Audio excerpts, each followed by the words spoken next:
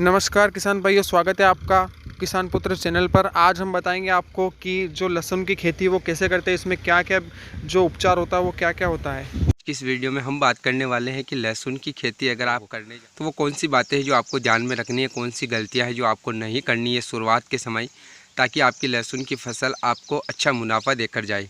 तो इस वीडियो को आप अभी से लाइक ज़्यादा से ज़्यादा शेयर भी कर दीजिए, और अगर आप हमारे चैनल पर नए हो तो सब्सक्राइब करके बेल आइकन को भी ज़रूर दबा दीजिए, ताकि आगे भी आपको खेती से जुड़ी तमाम प्रकार की वीडियो देखने को मिलती रहे। तो किसान भाइयों, जैसा कि हम सभी को पता है कि जो हम लहसुन का बीज लाते हैं वो भी काफ़ी महंगा होता है। इसमें बीज उपचार के लिए जो दवाएँ आती है वो भी काफ़ी महंगी होती है। तो उसका सही उपयोग हम कैसे करें वो हम आप आज इस वीडियो में हम आपको आज बताएंगे।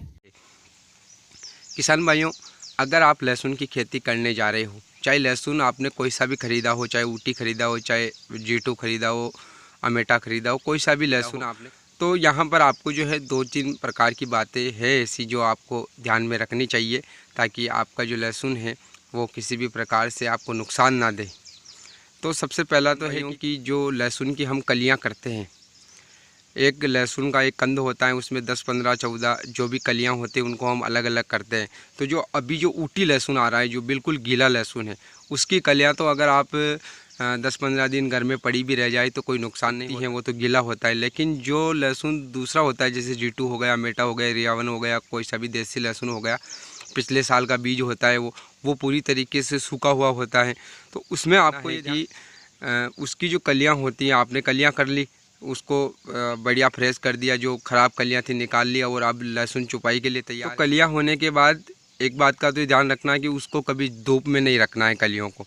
दूसरा, उसमें क्या होता है कि जो कलियाँ होने के बाद उनको आप जो है लगभग 5 से 7 दिनों के अंदर अंदर ही खेत में वो चुपाई हो जानी चाहिए। ज़्यादा दिनों तक आप अगर उन कलियों को, सूखी हुई कलियों को पड़ा रहने दोगे तो शुरुआत में तो लहसुन उग जाएगा, लेकिन उसके बाद उस पौधे में ग्रोथ नहीं रहेगी, और उसमें जो जलेबी रोग आता है ना, वो ज़्यादा ही आता है, क्योंकि वो पौधा कमज़ोर होता है, उसमें थ्रिप्स का अटैक हो जाता है, जलेबी रोग आ जाता है। तो ये बहुत महत्वपूर्ण बात है कि आप जो है कलियों को ज़्यादा दिन पड़ा ना रहने दें, उनको जल्दी से खेत में चुपाई करें।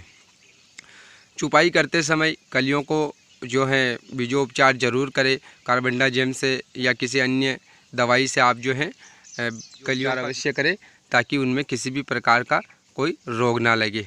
पहली बात ये ध्यान में रखनी है। दूसरा होता है कि जब हम खेत तैयारी कर रहे हैं तो लहसुन के लिए गोबर की खाद बहुत ही महत्वपूर्ण है, या फिर वर्मी कंपोस्ट जो केंचुआ खाद आती है। इन दोनों के बगैर आप लहसुन का हाईएस्ट उत्पादन नहीं ले पाओगे, ये गारंटी है। तो या तो आप गोबर की खाद डालें खेत में, खेत की तैयारी के समय उसमें, या फिर वर्मी कंपोस्ट प्रति एकड़ के हिसाब से 8 से 9 क्विंटल का उपयोग करें। तो इससे जो है ज़मीन के अंदर कार्बन बढ़ेगा। वर्मी कंपोस्ट में भी कार्बन 14% अच्छी मात्रा में कार्बन होता है। उसके अलावा दूसरे सूक्ष्म पोषक तत्व भी की खाद डालें आप, लेकिन डालें ज़रूर। इसके अलावा भी जो रासायनिक खाद होती है उनका भी उपयोग आपको लहसुन की चुपाई के समय पानी लगाने से पहले करना है। जैसे आपका जो नाइट्रोजन, फास्फोरस, पोटास हो जाएगा, इन तीनों का उपयोग आप NPK 12-32-16 जो आता है, तीनों ही इसके अंदर आते हैं।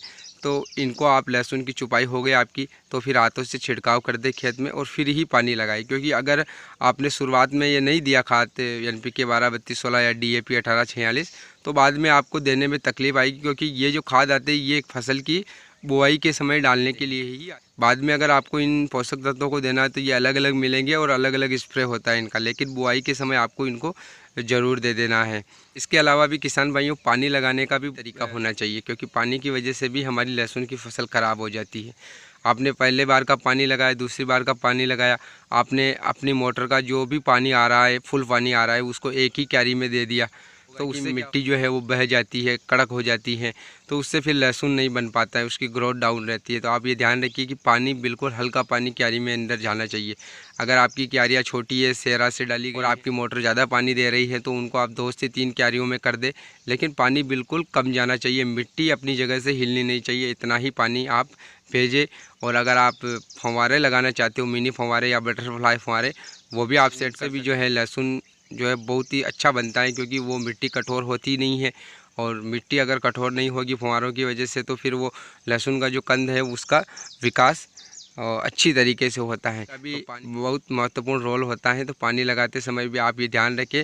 और खरपतवार नाशी दवाई की अगर हम बात करें, तो खरपतवार नाशी दवाई जो आप दूसरा, उस समय आप अगर ज़्यादा ही खरपतवार है तो उपयोग कर सकते हो। और या फिर अगर आपको लगता है कि कम खरपतवार है तो खरपतवार नाशी का दवाई का उपयोग करने से बचे, हाथों से निराई गुड़ाई करें, क्योंकि खरपतवार नाशी दवाई क्या होती है कि पत्तों के ऊपर दे देती है, जिससे लहसुन की ग्रोथ कुछ दिनों के लिए इफेक्ट होती है।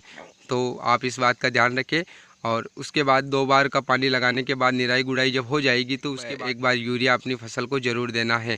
यूरिया ज़्यादा मात्रा में नहीं देना है, कम मात्रा में देना है, क्योंकि यूरिया की वजह से पौधे की ग्रोथ तो बढ़ जाएगी, बाहर से अच्छा दिखेगा, लेकिन अंदर जो कंद बन रहा है उसमें दिक्कत आएगी, क्योंकि यूरिया जो है ग्रोथ बढ़ाता है। बाकी कंद के विकास के लिए आपको जो है पोटाश की पूर्ति अपनी फसल में रखनी पड़ेगी। तो किसान भाइयों, ये 2-3 प्रकार की मुख्य बातें थी जो हमने वीडियो बनाकर आपके साथ शेयर की है। उम्मीद है आपको ज़रूर पसंद आई होगी। लाइक शेयर सब्सक्राइब जरूर कर देना। मिलते हैं अगली नई वीडियो में, तब तक के लिए धन्यवाद। तो किसान भाइयों, मिलते हैं आपको नेक्स्ट वीडियो में। तब तक के लिए जय जवान जय किसान। और हम ऐसी कृषि से रिलेटेड और दवाई उपचार से रिलेटेड हम वीडियो लाते रहते हो, तो हमारे चैनल को सब्सक्राइब ज़रूर कर दीजिएगा।